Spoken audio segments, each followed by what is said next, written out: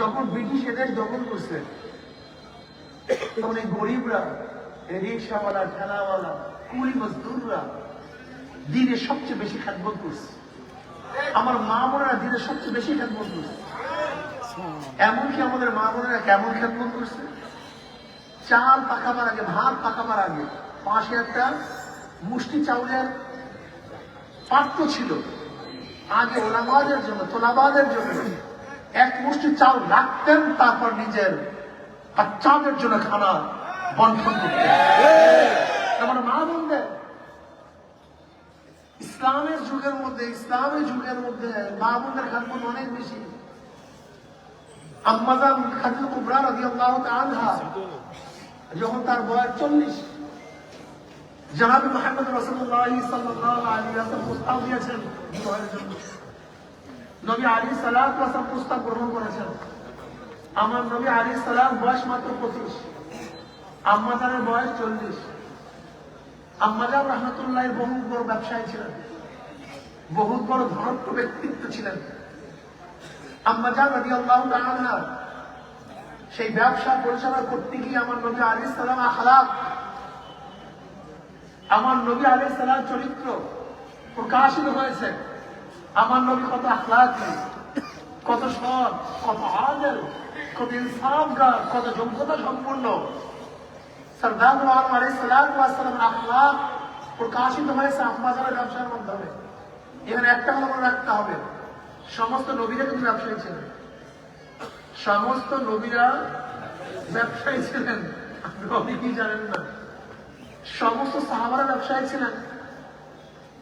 এমনকি আবু বকর সিদ্দিক রাদিয়াল্লাহু তাআলা আনহু খেলাফতের মসনদ অধিষ্ঠিত হওয়ার পরে কাপড়ের গাঁটটি নিয়ে রওনা করছেন বাজার ব্যবসা করার জন্য। ওমর ইবনে খাত্তাব রাদিয়াল্লাহু বলেন, ভাই আবু বকর আপনার কাঁধের মধ্যে কি করে কাপড়ের গাঁটটি কোথায় যান? বাজারে যান। কিসের জন্য? ব্যবসা করার জন্য, বিক্রি করবো। গোটা জাতির ওজন ভার আপনার কাঁধের উপরে, আর আপনি কাপড়ের ঘাটতি নিয়েছেন কাঁধের উপরে। উম্মাদের অবস্থা কি হবে? আবু বকর রাদিয়াল্লাহু বললেন, ভাই ওমর খাবো কি? পেট চালাবো কেমন? পেটটার অবস্থাটা কি হবে? এটা চালাবো কিভাবে? বলে আসেন বাইতুল মাল থেকে কিছু আমরা ভাতার ব্যবস্থা করি, বাইতুল মাল থেকে কিছু ভাতার ব্যবস্থা করি। আবু বকর রাদিয়াল্লাহু তাআলা আনহুকে বাইতুল মাল থেকে কি পরিমাণে ভাতা দেওয়া হইতো? একজন মধ্যবিত্ত পরিবার চলার জন্য যেই পরিমাণ টাকা, ঠিক এই পরিমাণ টাকা বরাদ্দ ছিল তার জন্য, দেশের প্রেসিডেন্টের জন্য, প্রাইম মিনিস্টারের জন্য। বুঝেন ইসলাম? শুধু কি তাই, হযরত আবু বকর রাদিয়াল্লাহু তাআলা আনহুর স্ত্রী উম্মে রুমানা বললেন যে মিষ্টি খেতে বলেছে। কি খেতে বলেছে? মিষ্টি খাবো। আমার তো টাকা নেই। আচ্ছা ঠিক আছে, ওই ভাতার টাকার থেকে অল্প অল্প অল্প অল্প জোগাতে আসলে ইসলাম কি মুসলমান কি জানেন না তো, সমস্যা জানে। ইসলাম মুসলমানের চরিত্র সম্বন্ধে জানা নেই। আমরা কি পড়ছি? সক্রেটিস ইতিহাস, প্লেটোর ইতিহাস পড়ছি, অ্যারিস্টটলের ইতিহাস পড়ছি, মন্টেস্কিউর ইতিহাস পড়ছি, লক রুশোর ইতিহাস পড়ছি, কার্ল রুশোর ইতিহাস পড়ছি, শেক্সপিয়ার ইতিহাস পড়ছি, আব্রাহাম লিঙ্কনের ইতিহাস পড়ছি। কিন্তু আবু বকর সিদ্দিক রাদিয়াল্লাহু তাআলা, ওমর ইবনে খাত্তাব রাদিয়াল্লাহু আনহুমা এদের ইতিহাস, এদের চরিত্র, আখলাক সম্পর্কে জানার পরে গোটা দুনিয়ার কোন বাদশা, কোন রাজা তার আখলাক চরিত্রের ধারে কাছেও তো থাকতে পারে না। মুয়াজানা তো সমান হওয়া চাই। কোথায় আসমান আর কোথায়? তার স্ত্রী অনেকদিন অল্প অল্প জোগাতে কিছু টাকা জমে, যেমন আবু বকর রাদিয়াল্লাহু হাতে দিচ্ছেন, এই নেন টাকা, একটু মিষ্টি আনেন। ওই টাকা পাইছেন কই? আমাদেরকে যে ভাতা দেওয়া হয় সেই ভাতার থেকে অল্প অল্প অল্প জমাতে এই টাকাগুলি জমাইছে। আবু বকর রাদিয়াল্লাহু মিষ্টি আনার পরিবর্তে কি জবাব দিলেন? আমাদের চলার জন্য যে এত ভাতার প্রয়োজন নেই। আমাদের চলাচল ভাতা করার জন্য ওই টাকাগুলি বাইতুল মালে ফেরত দিলেন এবং ওই পরিমাণে টাকা বাইতুল মাল থেকে কমানো শুরু করলেন। এদের উত্তরসূরি আমরা, এদের উত্তরসূরি আমরা। আমাদের চিন্তা ভাবনা কোথায় আর তোদের চিন্তা ভাবনা কোথায়? আমাদের মেজাজ কি আর তোমাদের মেজাজ কি? এরপরে কি অবস্থা কি হয়েছে? আবু বকর রাদিয়াল্লাহু তাআলা যেই পরিমাণের ভাতা নিয়ে আসছেন, ওনার মনে মধ্যে শুধু খুসুর মুসুর জায়েজ কি জায়েজ না, উচিত কি উচিত না, ইন্তেকালে গুরু করতেন। কুর্তা 50,000 দিরহাম যা জীবনভর নিয়ে আসছেন সব ফেরত দিয়ে আসছেন। কি বুঝলেন? হ্যাঁ, যাই হোক, নবী আলাইহিস সালাম আখলাক প্রকাশিত হয়েছে ব্যবসার মাধ্যমে। ব্যবসা সুন্নাত, 12 ভাগ রহমত ব্যবসায়িক রূপে। আর তাজিল সুদুক মান নবিয়্যিন ওয়া সিদ্দিকিন ওয়া শুহাদা ওয়া সালিহিন। আসলে ইসলাম থেকে আমরা একটু দূরে চলার কারণে, যে ইসলাম না তাকে ইসলাম বানাইছে আর যা ইসলাম থেকে বাদ দিয়ে দিছে, বুঝতে পারিনি। আব্দুল্লাহ ইবনে মুবারক রাহমাতুল্লাহ আলাইহি হাফিজুল হাদিস, ফকিহ, মুস্তাহিদ, ইমাম বুখারীর উস্তাদ। আব্দুল্লাহ ইবনে মুবারক সম্পর্কে জানে এরকম কোন আলেম দুনিয়াতে নেই। বহুত বড় বুজুর্গ ছিলেন, বহুত বড় আবেদ ছিলেন। আব্দুল্লাহ ইবনে মুবারক রাহমাতুল্লাহ আলাইহি সময়কে 3 ভাগে ভাগ করছেন। সময়কে কয় মাস? বৎসরে 12 মাস। 3 4 12। যদি 3 দিয়ে ভাগ করি প্রতি 4-এ পরে 4 মাস। 1 ভাগে পরে কয় মাস? 4 মাস। 4 মাস তিনি এলমের দিন অর্জন করতেন, এলম শিখতেন। 4 মাস জিহাদের ময়দানে থাকতেন। কোথায় থাকতেন? 4 মাস ব্যবসা করতেন। সময়কে বন্ধন করেন। আমাদের মূল সমস্যাটা কোথায়? আমাদের মূল সমস্যাটা কি? আমার গবেষণায় আমাদের মূল সমস্যা আমরা যেটা ধরছি আরেকটা ছাড়ছি, যেটা ছাড়ছি সেটাকে দিন মনে করি না। এটা বহুত বড় ভুল, বহুত বড় ভুল। যেমন আমরা যারা চোখের পানি ঝরাই তারা শরীরে রক্ত ঝরাই না, যারা শরীরে রক্ত ঝরাই তারা চোখের পানি ঝরাই না। যারা পাগড়ি পরি তাদের পাগড়ি মাথায় পরি না, মাথায় যাদের পাগড়ি মাথায় থাকে তাদের পাগড়ি কোমরে পরি না। যারা নরম হয় তারা গরম হই না, যারা গরম হয় জোরে বলেন তারা নরম। এই সবই ভালো, সবই ভুল, একটা ইসলামের মধ্যে নেই। আমাদের অবস্থা অনেক ইসলাম শিখছি ইসাইদের থেকে, কেউ শুনছি ইয়াহুদির থেকে, কেউ জানছি হিন্দুদের থেকে, কেউ শিখছি বৌদ্ধদের থেকে। বিশ্বাস হয় না? ওরিয়েন্টালিস্টরা, খ্রিস্টান ওরিয়েন্টালিস্টরা সুফি সাহাব নামে আমাদের মধ্যে এরকম ভণ্ডামি কত তাসাউফ ঢুকেছে যা চিন্তা করতে পারবেন না, বিশ্বাস করবেন না। যেরকম ধরে নেন আমি যে একটু গরম কথা বলি, জোরে কথা বলি, আমাদের মনের মধ্যে ধারণা হুজুররা জোরে কথা বলে, হুজুররা রাগ করবে কেন? এমনকি আমার নিজের কাছে শুনেছি হুজুররা বিবাহ করবে কেন, এরকম কথা বলতে করতেন এক সময়। কারণটা কি? এটা শিখছে কোথা থেকে জানেন? ওদের ধারণা নিমাই যেরকম বিবাহ করে না, ঠাকুররা যেরকম বিবাহ করে না, পুরোহিতরা যেরকম বিবাহ করে না, হুজুর মতো পুরোহিত তারা বিবাহ করবে না। কথা বুঝতে পারি না। ওদের ধারণা কি? গরম হবে কেন? ইসাইদের ধর্ম কি? ইসাইদের ধর্ম কি জানেন? ইসাইদের ধর্ম হলে তোমাকে যদি একটা থাপ্পড় দেয় তুমি আর একটা গাল দিয়ে দাও, আরাম করে একটা থাপ্পড় দিতে পারে, একটু মজা করতে পারে, কিছু বলতে পারবে না, খবর না, এটা বলতে পারবে না। তোমাকে সহ্য করতে হবে। কি করতে হবে? শুধু সহ্য করতে হবে। এর জন্য দেখবেন ওরা শিখছে কাঁদতে খ্রিস্টান থেকে, হুজুরা রাগ কেন? হ্যাঁ, হুজুরা রাগ কেন? হুজুরা প্রতিবাদী কেন? ওরা খ্রিস্টান থেকে ইসলাম শিখছে। অত ইসলামের মধ্যে কি বলে? ইসলাম কি বলে? আশিদ্দাউ আলাল কুফার ওয়া মা বাইনাহুম তারাহুম রুকআন সুজদান ইয়াবতাগুনা ফাদলাম মিনাল্লাহি ওয়া রিদওয়ানা। নবী আলাইহিস সালাতু ওয়াস সালাম আওসাফ সিফাতের মধ্যে তার প্রথম গুণ কি? প্রথম সিফাত কি? আশিদ্দাউ আলাল কুফার, কে? মুহাম্মাদুর রাসূলুল্লাহ ওয়াল্লাযীনা মাহু, মুহাম্মদ সাল্লাল্লাহু আলাইহি ওয়াসাল্লাম এবং তার সাথীদের গুণ কি, সিফাত কি?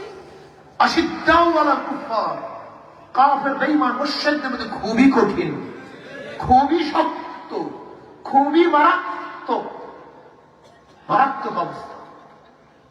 হুঙ্কারে গোটা দুনিয়া কাঁপতে থাকে, তাদের আওয়াজে গোটা দুনিয়া ভয় পায়, তাদের চক্ষু দেখলে বেঈমানদের হাতের থেকে তলোয়ার পড়ে যায়, তাদের আল্লাহু আকবার ঘড়িতে রাজা গৌর কবদের তখ্ত তাওস হয়ে যায়।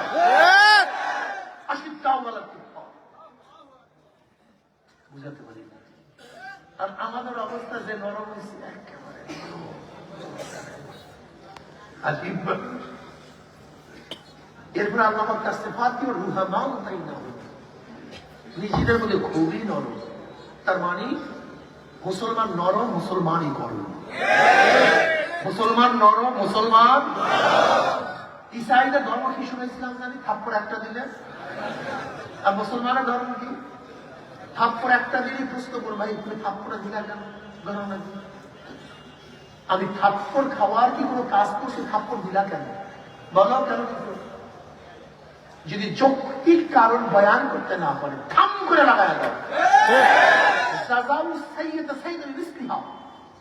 লাগাইছে ধাম করে লাগাই, কেন লাগাবো? ইসলাম কি বলতে চায়? ইসলামের দর্শন কি? আছে ইসলামের দর্শন হলে তোমাকে যদি থাপ্পড় দেয় আর তুমি যদি প্রতিবাদ না করে ছেড়ে দাও, ও থাপ্পড় দিয়ে শেষ করবে না, ও পরবর্তীতে ঘুষি মারবে।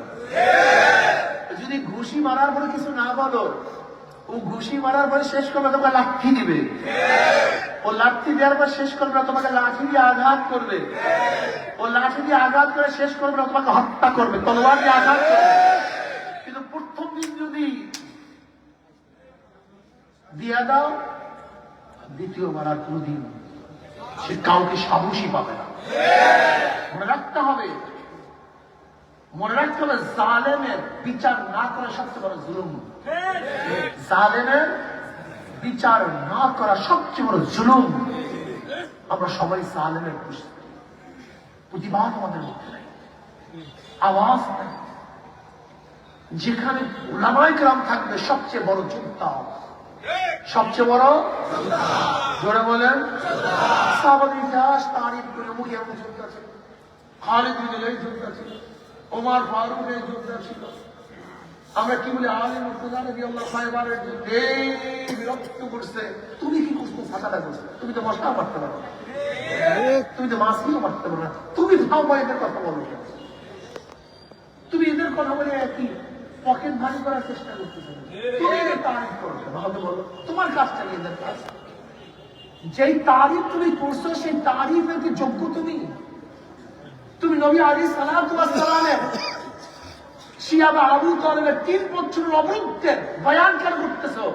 তুমি কি একদিনও জেল খাটছো? তুমি কেন জনাব মুহাম্মদ রাসূলুল্লাহ সাল্লাল্লাহু আলাইহি ওয়াসাল্লামের তায়েফের ময়দানের ঘটনা বয়ান করো? তুমি কি একদিনও দিন প্রচার করতে গিয়ে একসাথে রক্ত জড়াইছো? তুমি কেন উহুদের ঘটনা বয়ান করো? তুমি কি ইসলামের দাওয়াত দিতে কি 1 ফোঁটা রক্ত সময় শরীর থেকে ঝরাইছো? একটা আলিশের কাটার আঘাত তুমি ভোগ করছো? তুমি কেন বলতেছো আমার নবী এই করছে, শহীদ হয়ে গেছে, দামদার শহীদ হয়ে গেছে, সব কিছু হয়ে গেছে? তুমি কেন বদরের ঘটনা বয়ান করো? আল্লাহুম্মা আনশির হাকনাকা ওয়া ওয়াদাকা, আল্লাহুম্মা ইন শি'তা লাম তু'মান ফা'বাদ আবু বকর সিদ্দিক রাদিয়াল্লাহু বিয়াদিহি হাসবুকা ইয়া রাসূলুল্লাহ। এই হাদিস তুমি কেন বয়ান করো? তুমি কি কোনোদিন বেঈমানের সম্মুখীন হইছো? তোমার কি অস্থিরতা কোনোদিন আসছে? মেঘদাদের না সোয়াদের এই হাদিস তুমি কেন বয়ান করতে চাও? তোমার মধ্যে কি এক দোষী প্রেশানি আসছে? তুমি কেন খন্দকের ময়দানের প্যাডে পাথর মাঝে ইতিহাস করে বয়ান করো? তুমি কি একদিনের দিনের কাজ করতে গিয়ে এক বেলাও কি খারাপ আজ দিছো? এই ঘটনা তুমি বয়ান করো কেন? আমাকে বললো তোমার কাজটা কি জানে? তুমি কেন সর্দার আলম আলাইহিস সালাম তলোয়ারের এখন ছবি দেখে আকৃষ্ট হওয়া কেন? তুমি কি জীবনে অন্যার মোকাবিলা করতে একটা ব্যাটের লাঠি হাতে নিছো? তোমার কাজটা কি?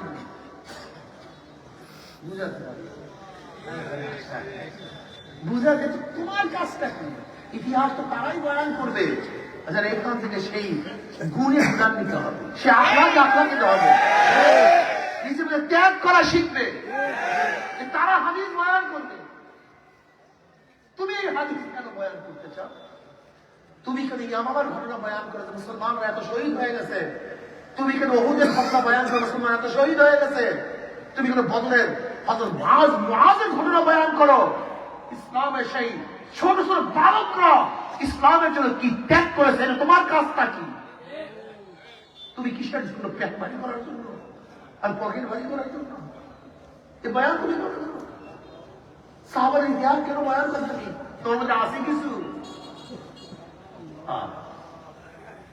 খুব কঠিন মাসালা, অনেক কঠিন মাসালা। আমি কি মনে করতে চাই? আমি মনে করতে চাই আমি যখন নামাজে দাঁড়াবো সবচেয়ে বড় দরবেশ, আমার চেয়ে বড় দরবেশ কেউ নেই। রহমানুল ফিল লাইল।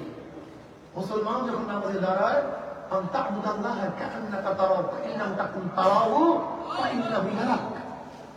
আমি নামাজে যখন দাঁড়াবো আল্লাহ আমার সামনে, আমি আল্লাহকে দেখতেছি। জান্নাত আমার সামনে, পিছনে আজরাইল, আমি গুলশানের উপরে আছি, ডাইনে জাহান্নাম, ডাইনে জান্নাত, বামে জাহান্নাম। এই হালাতে নামাজ পড়ি। আকিমিস সালাতা লিযিকরি ইন্নাস সালাতা তানহা আনিল ফাহশাই ওয়াল মুনকার ওয়া লাযিকরুল্লাহি আকবার। আমি এই হালাতে নামাজ পড়ি। قد أبطأ المؤمنون الذين هم في صلاة خاشعون. شوفوا الكلام فين قد মাযিনা কে তাহকিকের জন্য, তাকিদের জন্য। قد أفلح হবে না, হয়ে গেছে, সফল কাম হয়ে গেছে। قد أفلح المؤمنون, ওই সমস্ত মুমিনরা الذين هم في صلاة خاشعون, যারা খুশুর নম্রতা বিনয়ের সাথে নামাজ পড়ে। আমি নামাজ যখন দাঁড়াবো তখন আমার জীবন গর্বেশ আর কেউ আমি ক্রন্দন করব। যেরকম নবী আলাইহিস সালাম মুতাব্বিরান আবিহি قال آتيت النبي صلى الله عليه وسلم يصلي ولزوف عزيز كعزيز المرزل من البقاء. নবী আলাইহিস সালাম যখন নামাজে দাঁড়াইতেন এমন ভাবে কাঁদতেন, কলমের থেকে ঘুম ঘুম ঘুম ঘুম কাটার আওয়াজ বের হতো। হাত্তা তারমা কদমাহু, নবী আলাইহিস সালাম নামাজে দাঁড়ায় থাকতে থাকতে এরকম পাও ফুলিয়ে দিত, রসে ফুলিয়ে দিত। আমি দরবেশ, আমি নামাজ যখন দাঁড়াবো আমার চেয়ে বড় দরবেশ আর কেউ নেই। যেরকম নবী আলাইহিস সালাম হাদিসে কুদসির মধ্যে আল্লাহ পাক ফরমান قسمت الصلاة فاتحة بيني وبين عبدي وإذا قال عبد الحمد لله رب العالمين قال الله عز وجل حمدنا وإذا قال عبد الرحمن الرحيم قال الله عز وجل أثنى علي عبدي وإذا قال عبد مالك يوم الدين قال الله عز وجل مجدني عبدي وإذا قال عبدي إياك نعبد وإياك نستعين قال الله عز وجل هذا بيني وبين عبدي ولعبدي ما سأل وإذا قال عبدي اهدنا الصراط المستقيم صراط الذين أنعمت عليهم غير المغضوب عليهم ولا الضالين قال الله عز وجل هذا لعبدي ولعبدي ما سأل. আমার নামাজের মধ্যে হালাত, মাওলার সাথে কথা বলতে হবে। কার সাথে কথা বলতে থাকবো? আরে নামাজ তো মাওলার সাথে কথা বলা সবচেয়ে বড় জরুরি।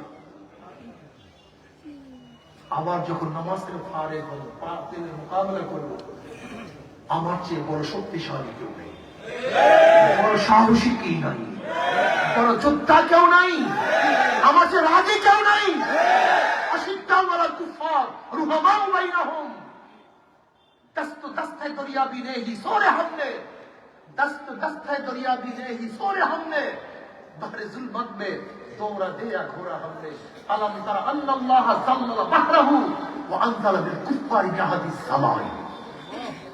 মুসলমান তো এমন এক জাতি, মুসলমান তো এমন এক জাতি যারা চাটিয়াল ময়দানের মধ্যে ঘোড়া প্রদর্শন করেন। শুধু চাটিয়াল ময়দানের মধ্যে ঘোড়া চালান না, উত্তর তরঙ্গ সাগরের ঢেউ মধ্যেও তারা ঘোড়া চালাতে থাকে। আলাম তারা আল্লাহ সাল্লাল বাহরাহু ওয়া আনজালা বিল কুফারি বিহাদিস সালাই। তু শাহিন है परवाज है काम तेरा, तू शाहीन है परवाज है काम तेरा, तेरे सामने आसमान भी है। শাহিন মানে বাস পাখি, শাহিন বাস পাখি। বাস পাখি যখন আকাশে উড়ে তারপর নির্দিষ্ট সীমানা থাকে। কিসের মিয়ানমারের সীমানা, কিসের ভারতের সীমানা, কিসের বাংলাদেশের সীমানা, ওর চক্ষু যেদিকে যায় সেই দিকে তার সীমানা। কি কথা ঠিক না? কবি ইকবাল রহমতুল্লাহ আলাইহি বলেন, মুসলমান বলে তুমি বাস পাখি, কিসের সীমানা ঠিকানা তোমার, কিসের এরিয়া? তোমার চক্ষু যেদিকে যাবে সেই দিকে তোমার সীমানা, তোমার চক্ষু যেদিকে যাবে সেই দিকে তোমার এলাকা। তুই শাহী है परवाज़ है काम तेरे सामने आसमान भी। अलम तरा अन्न अल्लाह सल्लल बहरहु व अंज़ल बिल कुफ्फार बिहादिस सलाम। এর জন্য মুসলমান কোন দিকে যায়? কোন দিকে যায়? শাহজালাল ইয়ামানি রহমতুল্লাহ আলাইহি সবচেয়ে বড় দরবেশ ছিলেন, সবচেয়ে বড় আবেদ ছিলেন, সবচেয়ে বড় বুজুর্গ ছিলেন।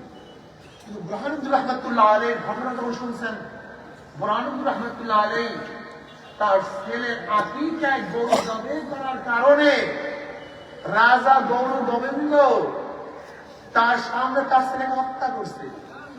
বুরহানুদ্দিন রহমতুল্লাহ ছেলেকে হত্যা করছে, যে হাত দিয়া গরু জবে করছে, বুরহানুদ্দিন রহমতুল্লাহ সেই হাতকে কেটে দিয়েছে।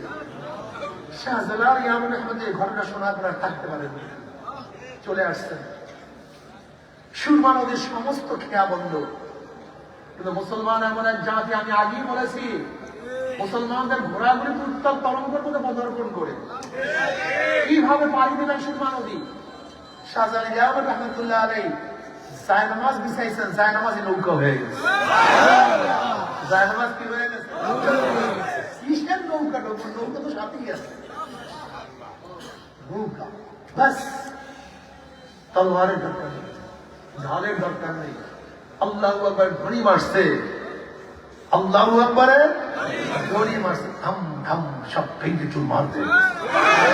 নারায়ে তাকবীর, আল্লাহু আকবার, নারায়ে তাকবীর, আল্লাহু আকবার, আওয়াজ আল্লাহু আকবার, আল্লাহু আকবার। এমন এক ধ্বনি, বসেন বসেন।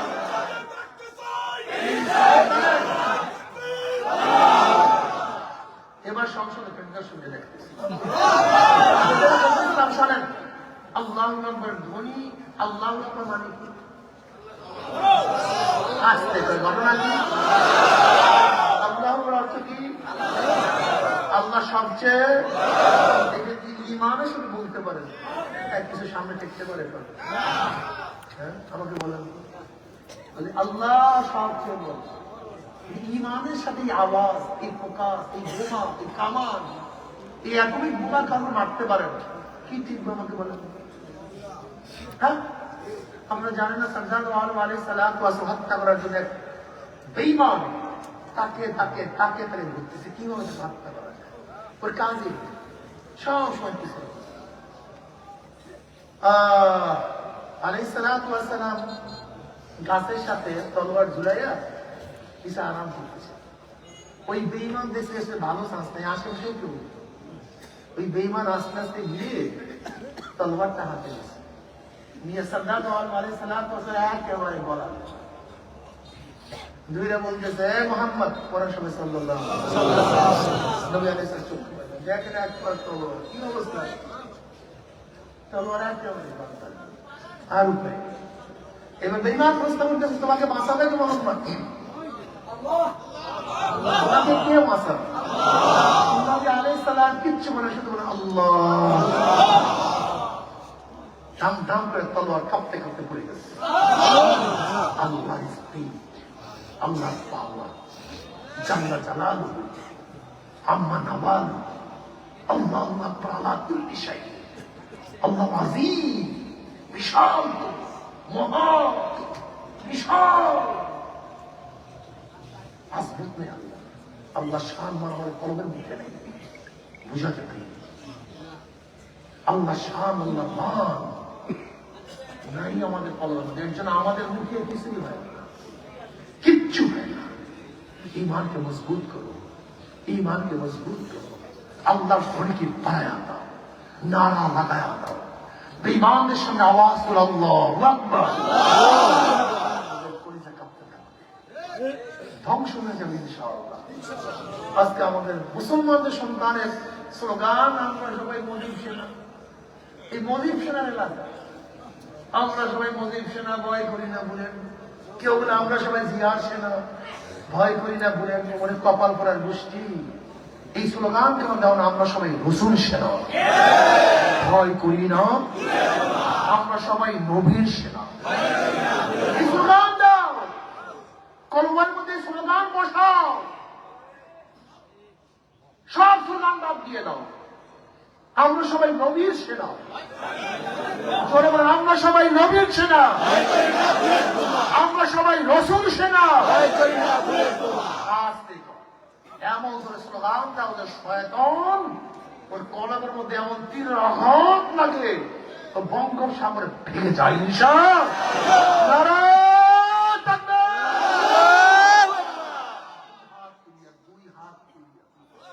এমন ভাবে স্লোগান করে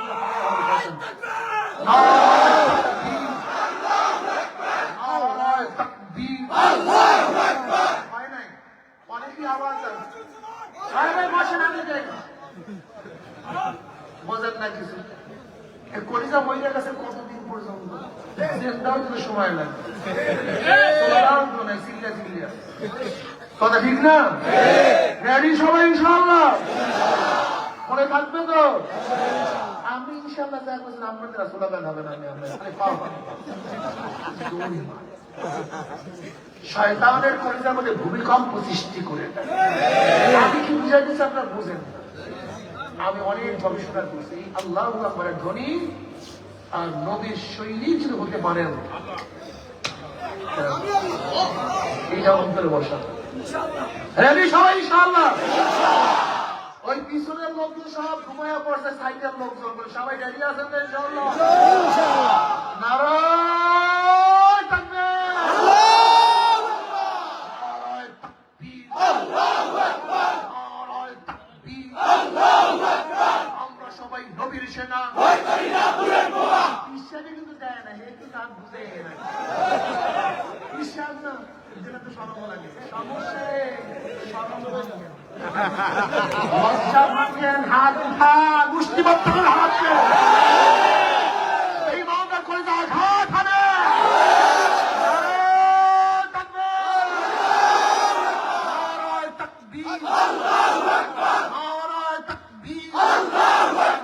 আমরা সবাই নবীর সেনা, আমরা সবাই রসুল সেনা। কোরআন সুন্নাহর আলো, কোরআন সুন্নাহর আলো, সংসদে জালো, ঘরে ঘরে জালো। নারায়ে তাকবীর, নারায়ে তাকবীর। আমরা সবাই নবীর সেনা, আমার নেতা তোমার নেতা, তোমার নেতা আমার নেতা, বিশ্বনবী মুস্তাফা। নারায়ে তাকবীর।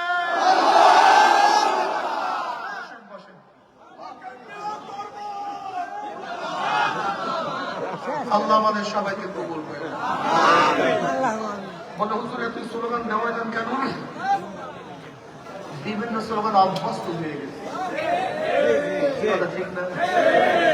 আল্লাহ আমাদের সবাইকে কবুল করে নেন। কোরআনের আলো না শুনবে, এই কথা বলবেন না কখনো, এটা কিন্তু ধোঁকাবাজি স্লোগান। কোরআনের আলো না, কোরআন সুন্নাহর আলো। কোরআনের আলোর পরে আমার বড় সুন্নাহর আলো। কথা বুঝতে পারছি? কোরআন সুন্নাহ, শুধু কোরআন রাহনুমাই করতে পারে না, কোরআন সুন্নাহর আলো। কোরআনের ব্যাখ্যা হলো হাদিস, হাদিস ছাড়া কোরআন একা রাহনুমাই করতে পারে না। হুয়াল্লাযী বা'আসা ফিল উম্মিয়্যিনা রাসূলাম মিনহুম ইয়াতলু আলাইহিম আয়াতিহি ওয়া ইউযাক্কিহিম ওয়া ইউআল্লিমুল কিতাবা ওয়াল হিকমা। এই হাদিসের নবুওয়াহ বুঝাতে পারিনি? এর হিকমা কোরআন সুন্নাহর আলো। দুমরুজান ফলাবেন না। আল্লাহ আল্লাহ রসুলের আইন চাই, কথা ঠিক না? আল্লাহ নবীর আইন চাই, শুধু আল্লাহর আইন না। আল্লাহ নবীর আইন চাই, শরিয়াতের আইন চাই। মারাত্মক মাসালা, এই কথার মধ্যে আসমান জমিন পার্থক্য পাগল, অনেক পার্থক্য আছে। কোরআন সুন্নাহ মনে থাকবে তো? কোরআন সুন্নাহ। চোখে কি থাকা চাই? চোখের মধ্যে পানি থাকা, চোখের মধ্যে মাঝে মাঝে শরীর থেকে রক্ত ঝরাতে চাই, ঘাম ঝরাতে চাই। মাথার মধ্যে ফেকের থাকবে, মাথার মধ্যে কিভাবে ইসলাম কি জয় করা যায়, গোটা মানুষকে কিভাবে দাওয়াত দেওয়া যায়, মাথার মধ্যে ফেকের থাকবে। জবানের মধ্যে মাওলার জিকির থাকবে, জবানের মধ্যে কলমের মধ্যে শুকুর থাকবে, সবর থাকবে। আমি সবর করবো মাওলার ইবাদত করার জন্য, যত সবরের প্রয়োজন সমস্ত সবর আমি এখতিয়ার করবো। ইন্নাল্লাহা মা'আস সাবিরিন ওয়া তাওয়াসাউ বিল হাক্কি ওয়া তাওয়াসাউ বিস সাবর। সবর কি থাকবে? হাতের মধ্যে সবর থাকবে, কলমের মধ্যে শুকুর থাকবে, মাথার মধ্যে ফিকির থাকবে, জবানের মধ্যে মাওলার জিকির থাকবে। মাঝে মাঝে গোপনে মাওলাকে ডাক দেবো, আল্লাহ ডাক দিলেন না তো, আবারও ডাক দেন আল্লাহ।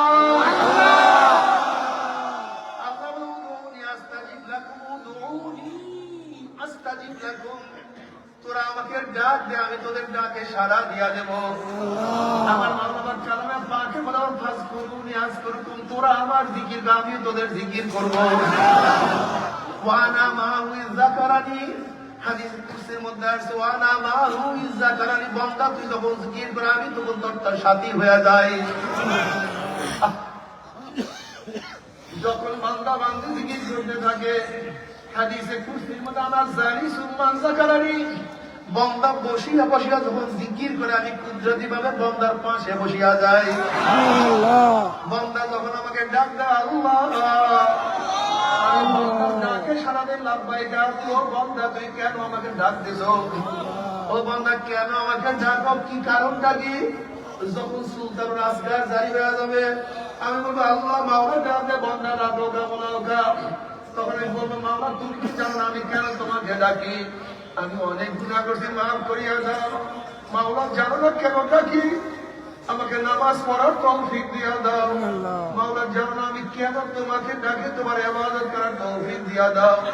মাওলা তুমি কি জানো না কেন ডাকি? কবরে আযাব মাফ করিয়া দিও। তুমি কি জানো না কেন ডাকি? কিয়ামতের ময়দানে তোমার শিবিরে জায়গা করিয়া দিও। আমার নামার ডান হাতে দিয়া দিও। তোমার নবীর হাত মোবারকে হাউজে কাউসারের পানি পান করার ব্যবস্থা করিয়া দিও। নেকের পথে ওজন করিও। ওয়াইন মিনকুম ইল্লা ওয়ারিদুহা কানা আলা রাব্বিকা হাতমান মাকদিয়া। সুম্মা নুনাজ্জিল্লাযীনা ইত্তাকাও ওয়া নাযারু যালিমিনা ফিহা জিসিয়া। ফুসরাত পারি দেওয়ার তৌফিক দিয়া দিও। জান্নাতের নিয়ামত দ্বারা মুসিব করিও। জান্নাত তোমার দিদার নসিব করিও। মা তু দোজখ জান্নাত আয় জাফেজা, মা তু দোজখ জান্নাত আয় জাফেজা, বেতু জান্নাত দোজখ আস্তায় বিলরুবা। শ্রী মাওলা জাহান্নামে গিয়ে তোমাকে পাই, ওই জাহান্নাম আমার জন্য জান্নাত হয়ে যাবে। আর জান্নাতে গিয়ে তোমাকে না পাইলে জান্নাত আমার জন্য জাহান্নাম হয়ে যাবে। আমি কিছু চাই না,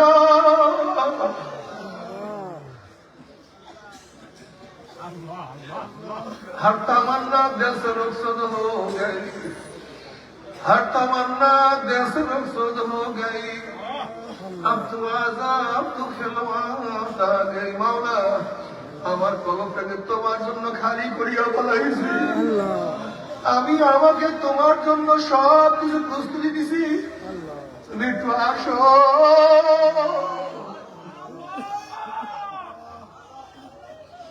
हर गम में तू है, रंग में तू है, गो में तू, हर तू जिधर देखता हो मैं तू ही तू है, तू ही तू है, तू ही तू। मौला আমি তো ফুল দেখি না, আমি দেখি তোমারে। আমি ফুলের রং দেখি না, আমি দেখি ফুলের রং বানাই সেটাকে। আমি তো ফুলের ঘেরান পাই না, আমি দেখি ফুলের মধ্যে এত সুন্দর ঘেরান ঢুকাইছে কে? ওরে গোলাপের মধ্যে এত সুন্দর ঘেরান, রজনীগন্ধার মধ্যে অন্য ঘেরান, ওরে হাসনার মধ্যে এত ঘেরান কে দিছে? কামিনীর মধ্যে এত সুন্দর ঘেরান কে দিছে? গোলাপের এই পাপড়ির মধ্যে এত সুন্দর রং কে লাগাইছে? আর কেউ না, আর কেউ হইতে পারে না। আহসানুল খালিকিন, আহসানুল খালিকিন, আহসানুল খালিকিন। মাওলা রে, মাওলা রে, আমার মা,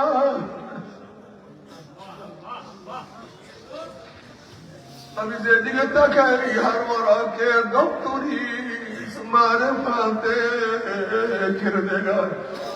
বাবারে একটু সাহস মাওলা দিয়ে ঝুঁকিয়া দেখিও, ইসলাম অনুযায়ী চলে আমার জন্য দোয়া চাই, আমিও দোয়া করে সবাই সবার জন্য খাস করিয়া দোয়া করো। মাওলা আমাদের সবাইকে কবুল করিয়া দেয়। আল্লাহুম্মা আমিন। আল্লাহ তুমি আমাদের গুনাহ কথা মাফ করে দাও, গুনাহ থেকে বাঁচিয়ে থাকার তৌফিক দিয়া দাও। যতদিন জিন্দা রেখে ইসলামে জিন্দা রাখিও, যখন শেষ রাত দেওয়া ইমানের সাথে ডাক দিও। আল্লাহ মাহফিলকে কবুল করিয়া দাও, আল্লাহ মাহফিলকে কবুল করিয়া দাও, এই মাহফিলকে হেদায়েতের জরিয়া বানায়া দাও। আল্লাহ সবকে তোমার কাছে বলতে গেলাম, দয়া করে মায়া করে কবুল করে নাও। রব্বির হামহুমা কামা রাব্বায়ানি সগীরা।